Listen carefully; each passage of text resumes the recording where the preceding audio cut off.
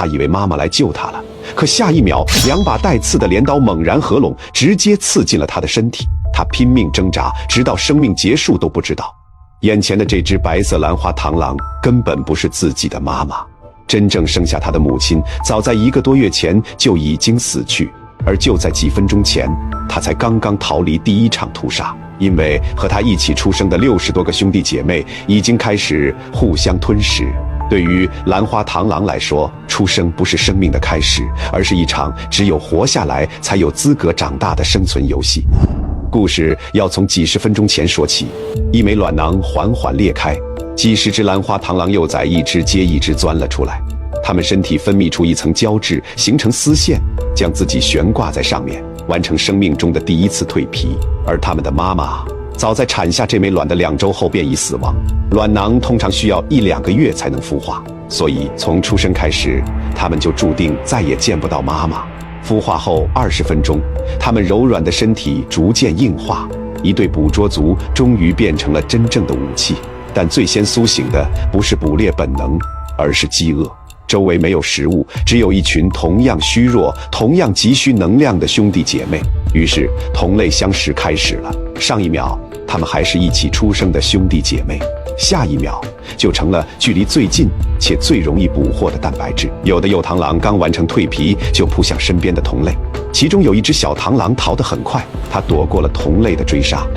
但雨林从不只安排一种死法，很快，一只跳蛛盯上了它。跳蛛视力极强，能悄悄接近猎物，再用一次精准弹跳完成捕杀。它停在叶面上，黑亮的眼睛死死锁定小螳螂，一步步逼近。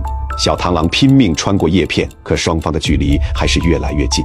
最后，小螳螂被逼到叶片边缘，它停了下来，然后缓缓举起那对还略显稚嫩的捕捉足，把身体尽可能张开。这是兰花螳螂天生的威吓动作，通过放大自己的轮廓，让依靠视觉捕猎的敌人误以为自己更危险。跳蛛忽然停住了，几秒后，它缓缓后退，随后转身离开。小螳螂愣住了，他以为自己真的战胜了这个强大的猎手。直到他回过头，一只体型巨大的白色兰花螳螂正静静站在自己身后。他似乎明白了，跳蛛害怕的不是自己，而是眼前这位成年猎手。可他没有逃，在他幼小的意识里，也许以为自己很安全。可在雨林里，同类不等于庇护。在螳螂这个家族中，生存方式比大多数人想象的更加残酷，兰花螳螂也不例外。